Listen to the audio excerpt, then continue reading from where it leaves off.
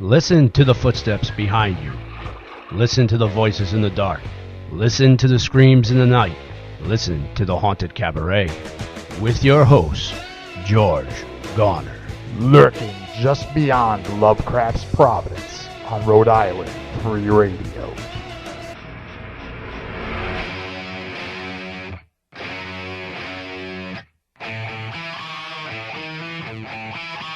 I was there through the ages, chained snakes to the cages. I have seen you eat your own. I'm the cycle of fate of 1,000-year-old reign. I'm suicide and salvation, the omen to nations that you worship on all fours. I'm the infection of famine that's knocking at your door. That's why you're feeling so unholy. Oh, I was created by man. You know I'm unholy. Yeah, yeah, yeah, yeah. I am the incubus. I lay the egg in you, the worm that burrows through your brain. But you are a beast that calls me by my name. You send your children to war to serve bastards and whores. So now you know you created me on the day that you were born.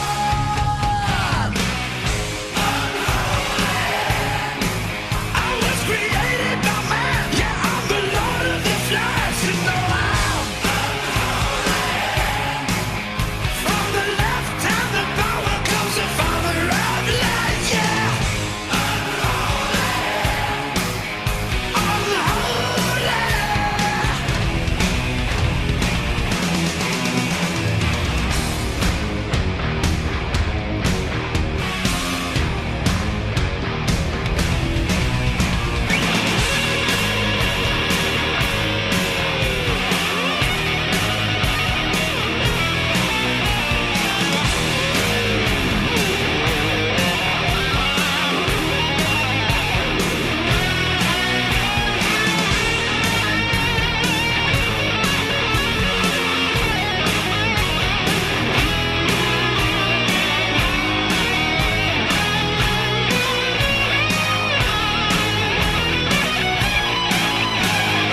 I lay you down to sleep, your soul to keep. Better cross your heart before you die. And now you know that you are mine. That's why you're feeling so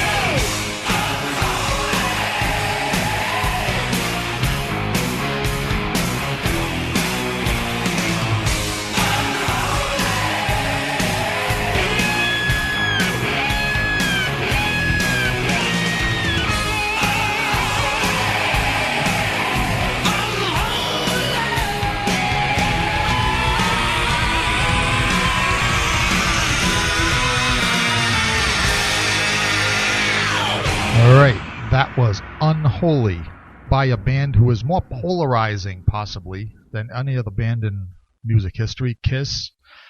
Myself, I tend to worship those four painted faces. My co-host, Chuckles the Clown, seems to be making faces. Thank you. You finally got even with me, you SOB. That worked. Listen, a man who molests alligators, as we found out in our last episode, which, by the way, we're still living down a week later. You know, people are walking up to me on the street saying, "Hey, what about that guy? That's I don't know. We won't go any further into it because we want it to die. We want it to die a death at least until you get the shirts printed." Right. We'll get the shirts out there. Chuckles, the alligator lover, in a totally different manner. Okay, now for this week. Now, if it's okay with you, we're going to leave all kinds of animal orifices alone. I can't promise this, but I'm going to try. Okay, well, our producer Tony Jones is standing by. We have two other additional security personnel to make sure that you stay seated at this table behind that microphone and away from anything four-legged or six-legged. I'll try. I will try. Okay. I'll keep it at that. What'll help us keep you at this table is the discussion this week. I had mentioned last week that I wanted to talk a little bit about Satanism. What with the New York Satanic Temple having succeeded in erecting their statue to Baphomet on the it was the Oklahoma state capitol, wasn't it? Congratulations, everybody out there. I believe it was. Yep. And we're also going to talk about a little spin-off. You gave me the idea yourself when we let me try that again. You gave me the idea yourself when we were talking about Hulk comics back on your show, the Comic Crypt. Yep. And I described my favorite Hulk story was actually a bit of a horror story. Well, I'm thinking on the Haunted Cabaret, what better place to discuss horror comics? There are a lot of them. And you have definite opinions about that. But for right now, we also touched on the fact last week on the show that we have a very bizarre church above us. So that just puts us in the mood too. Rain has started to come down outside. It's a gray twilight here in West Warwick, just outside Lovecraft's Providence. The rain is pouring down. We have some Ozzy later on in the program to play for you. We will open the window and get the full effect of that rain crashing down on the old mill roof. But like you said, kudos and congrats to the Satanic Temple. They have a full-sized statue of Baphomet on the State House steps in our, not neighboring state, but it's close enough, state of Oklahoma. I understand that the Hindus now are lobbying for some kind of, I don't know, would it be an elephant-headed god? What do they worship? You have to let them do it. I mean, the Hindus got many gods. You have to let them. You do. And you know who we have to thank for all this? I mean, and I can't get over the coolness of this. It's a life-size, well, who knows how big in actual life the Black Goat Baphomet is, but it's at least an 8-foot statue of the giant creature with a goat head, human body, and talons on its fingers, and hoofs. And this thing is sitting in a state capitol. I mean, how great is that? The description I gave those gentlemen, they nailed it to a petite. The only time I saw that monster, I remembered it, and I gave them everything, and they put it up there. However, I don't remember the 8-foot tall thing. Maybe that's because he was hammering me into the lava pits while I was admiring him. Obviously, he's a fan of alligators. No, he's not. That's one of the reasons he was hammering me into the lava pits. Okay. And I was the one that said I was going to try to walk away from that subject temporarily, didn't I? And you brought it back up. And I brought it back up. I have a way of bringing things up, this kind of verbal regurgitation. But anyway, it's your influence, Chuckles. As I have been an influence on you, you have occasionally been an influence on me. I own up to it, and I admit it. I would apologize, but I'm not sorry in the least bit. Nor should you be. But anyway, the funny thing is that you touched on it. The reason that Baphomet is standing proud on the State House steps over there is because of none other than the fundamentalist Christians. Now, if I remember correctly, this whole thing started because they demanded the right to put a statue of the 10 Commandments on those very same State House lawn, those State House steps. And that was accomplished by popular acclaim. And like you said, once you allow one, you allow all of them. Now, which means, I don't know, what would be, and I know I probably shouldn't ask this, but what would be your nomination for the next thing that should be up there? Darth Vader. Darth Vader. Yeah, the Jedi. So I would have said either Cthulhu or Godzilla. Well, I like Cthulhu too, but Darth Vader, yeah, that would be cool, having that in front of the State House, Vader himself. Yeah, but then you're going to have music and mosh pits full of waving lightsabers in front of it. That's all right. That's all right. And I will bring my girlfriend with me, and her name is Alice. Let's leave it at that. Yeah. Now, Satanism, when people say Satanism, just to be, okay, I'm going to try to be semi-serious for just a second. I think we talked about this before, not on the air, but what Satanism is. Now, I have tried to get one of the representatives of, the Satanic Temple, here on the Haunted Cabaret, so far unsuccessfully, mostly because they're swamped with media requests from venues much larger than our humble Haunted Cabaret. But what is, as you said, what is Satanism nowadays? I mean, back in the Middle Ages, it used to be, you'd stretch out the virgin girl on the altar, hack her heart out with a knife. Now, they claim to be having some kind of gentle Satanism. I'm not buying it, but do you hear any?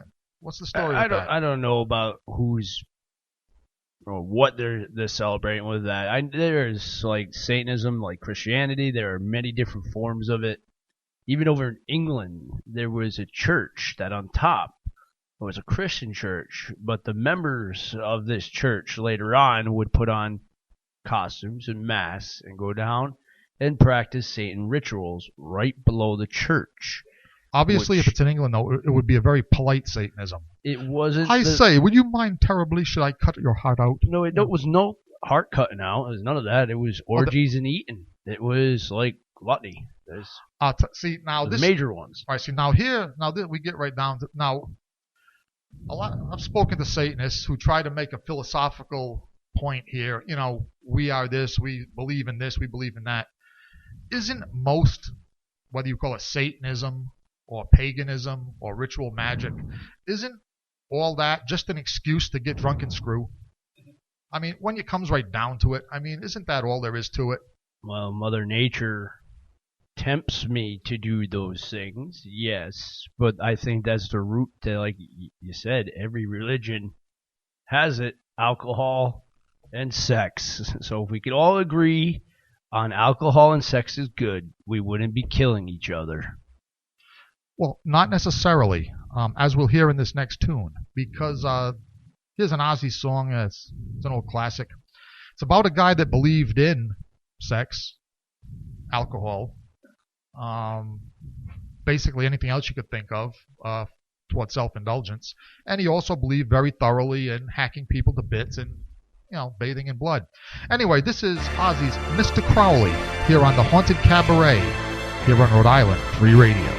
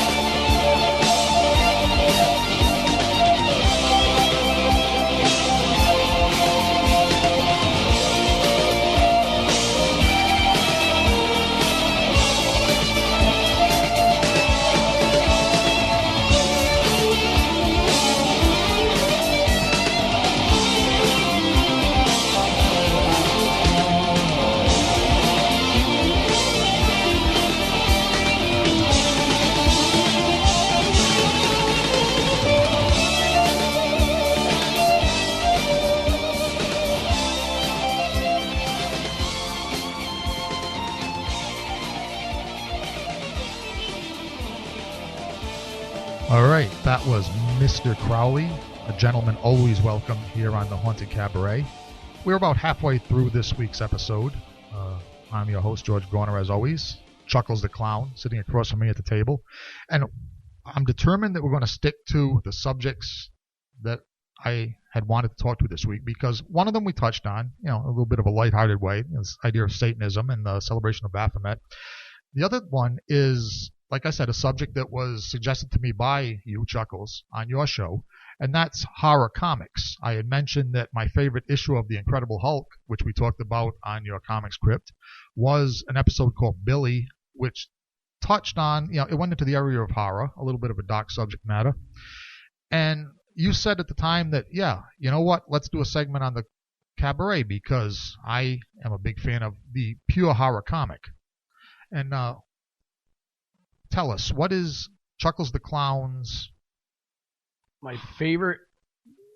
I don't want to get too much into depth with this one because I want to save this for one of my shows. But my all-time favorite. We'll just touch on it and give it a little bit my of. All-time favorite is the Alien series that Dark Horse put out. Those are incredibly drawn and incredibly graphic, and they leave the image in your head like the movie did after you're done reading them. And one of my favorite series was Aliens, the Hive, Music of the Hive. That thing was creepy. And they were short and sweet. They weren't 100 book series. There were 4, and then the next one was 6. So it was good for people with my attention span that it's okay, this story's done, and they wrap them up very nicely. Well, it's not only a matter of attention span, it's a matter of, how long can you drag something out? I mean, they don't believe in dragging things out. I mean, as a matter of fact, when we talk about whether it's horror comics or any kind of comics, Dark Horse seems to keep coming up in the conversation, doesn't it? I mean, we had mentioned in our conversation about Godzilla a couple of weeks back, the Dark Horse Godzilla series, like you said, and I tend to agree. It had a couple of faults, but it was the best Godzilla comic ever. Aliens, yeah. Well, they are a good comic series, and they do have for a couple more months. They still have Star Wars. So I would probably say Dark Horse is up there with popularity. Yeah. Now, I'll have to go.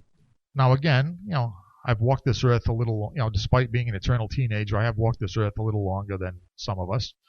So I'm going to take the chance of going back to the late 1970s and just bring up a name called Warren Magazine Publications. The producers of Creepy Magazine, Eerie, and a lady called Vampirella. Now that one I know. Now the clown's cold blood has begun to warm at the mention of Vampirella. Yeah, but that was along with Famous Monsters, which was it was a horror publication. Not a horror comic, but a horror publication from Warren Magazines. Yeah, Creepy, Eerie, and Vampirella were the unholy trinity back in the 70s, early 80s. And those are the ones I would say that are dearest to my heart, especially Creepy Magazine. Because, we had artists like Alex Nino, Frank Frazetta, Bernie Wrightson, all participated over a span of maybe 10 years in this one black and white, comic magazine. And I'll tell you, when you talk about favorite horror stories, it's only in those Warren comics that I can say, okay, one of my favorite horror stories is Edgar Allan Poe's Black Cat, H.P. Lovecraft's Color Out of Space. And with those literary stories or, written word stories, I have to add in all fairness, that a couple of the greatest horror stories I ever read were in comic book format, which is a rare accomplishment. But it was comic book format in Creepy Magazine, published by Warren Magazine Group. One of them is called, and this is how vividly it stays with me, because just off the top of my head, I can envision these scenes right in front of me as we speak. One of them is called Brothers, which is a very bizarre and hideous zombie take long before zombies became the thing. But it was a zombie take on racism and interracial brotherhood. And the other one is a story called Jennifer. And it was written and illustrated by Bruce Jones. I believe Bruce Jones wrote and did both duties. It was adapted on the Masters of Horror Showtime series a few years back. I remember the movie that they put out for that, Jennifer. Yeah, about the hideous insectile, ghoulish female with the great body from the neck down. Yep. Yep, who enticed men with a sexual pheromone into doing hideous things for her at the same time as she was eating their pets and their children.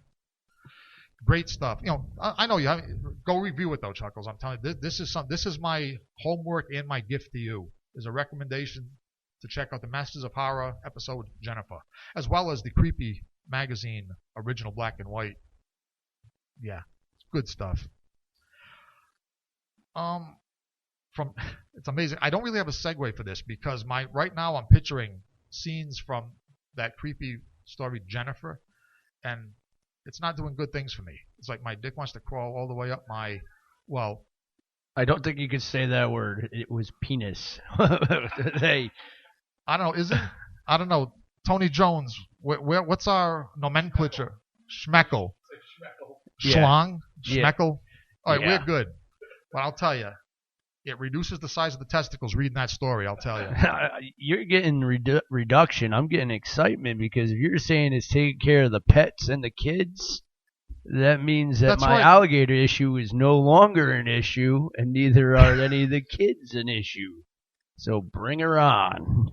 Okay. And I'm sure, oh, you've given me a segue, because bring on the alligators on a long, hot summer night.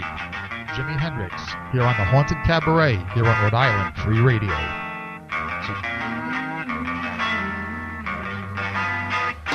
So was a long, hot summer night. As far as my eyes could see, but my heart was way down, cold winter storm. For my darling, where can you be? Where can you be, baby? Where can you be?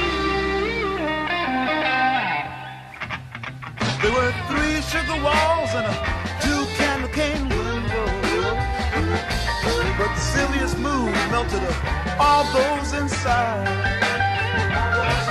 Everybody's on fire, but I'm snowing in a cold blizzard. Where are you in this hot, cold summer? Where are you in this hot, cold summer? Where are you in this hot, cold summer night?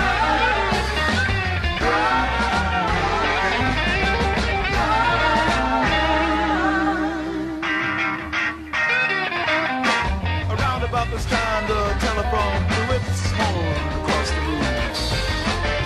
Scared little Annie, clean out of her mind. And drumming the candle, he peeps out of his peekaboo hide and seek, and grabbed little Annie from the ceiling just in time. And the telephone keeps on screaming.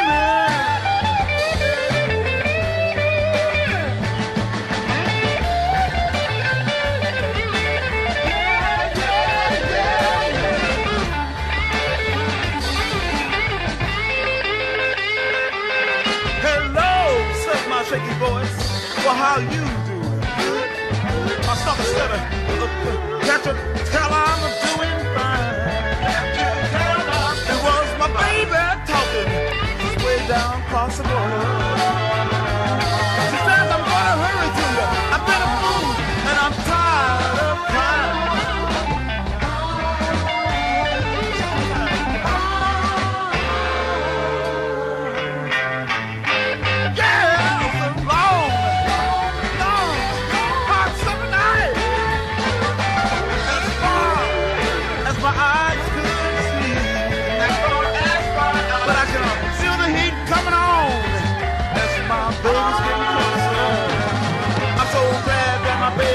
Coming to rescue me. So glad that my baby's coming to rescue me. So glad my baby's coming to rescue me. Glad that my baby's coming to rescue me. Rescue, rescue, rescue, rescue, rescue, rescue. What I say? Rescue me. Rescue, rescue. All right, that was a little bit of Jimi Hendrix long, hot summer night on what is becoming finally long, hot summer nights here in New England. Hate it. Come back winter. Only you would say that. And I can see the beauty in both, though. I mean, I should think you'd appreciate rotting corpses festering out in hot, humid 90-degree conditions. I do, but there's nothing like a frozen dead chick in the middle of the winter to keep you warm. Okay. So, isn't your refrigerator full of them? I mean, Yep. why do the rest of us have to freeze our butts off in winter so you can... The blood is so much more picturestic when it's spread across the snow. It's almost like ink blots. Picturestic. Yes. Is that a new Yeah, word it's a for word the American English language coined by Chuckles the Clown? Listen, I never graduated with honors, all right? I graduated with a sword to my teacher's back. Well, you graduated in necrophilia with honors. You just haven't graduated in... Obviously, I've graduated in bestiality with honors, too, thanks to that alligator segue. Yes, thanks to these smiling alligators, yes. T-shirts on their way. Right now, Chuckles, you did commit to that, though, the alligator T-shirts. Oh, we're going to do this. It's going to happen. We're definitely going to do it. Okay, so our listeners can look forward to that. When's the next big event that... we only have a little bit of time here left. Obviously, time has fled in front of us like it does in the Twilight Zone here on the Haunted Cabaret. But do we have any events or anything that we should mention for Chuckles the Clown? Next big one is coming up in July, and I'll get you some more information about the place. It's Ocean State Paracon. Sounds good enough for me. And, I don't know, sounds like a good enough reason to wrap up the show right now on something to look forward to. And we started the show with Kiss, which put kind of nauseated, lemon-sucking expression on you. Yep, I puked. All right. How about if we end it with Little Alice Cooper? How would that be? A lot better. Just because I'm feeling generous tonight. Thank you. Okay. How about From the Inside album? How about Inmates? We're all crazy, especially here on the Haunted Cabaret, here on Rhode Island Free Radio. Nighty-night.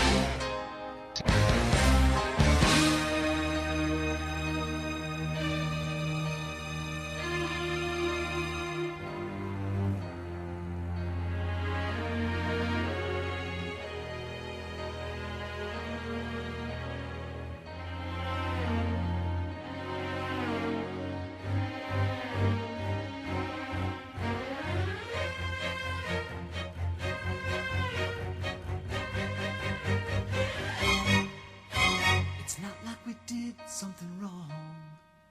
We just burned down the church while the choir within sang religious songs. And it's not like we thought we was right.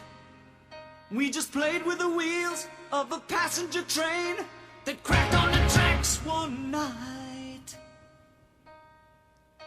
It's not like we ain't on the ball. We just talk to our shrinks. They talk to the shrinks. No wonder we're up the wall.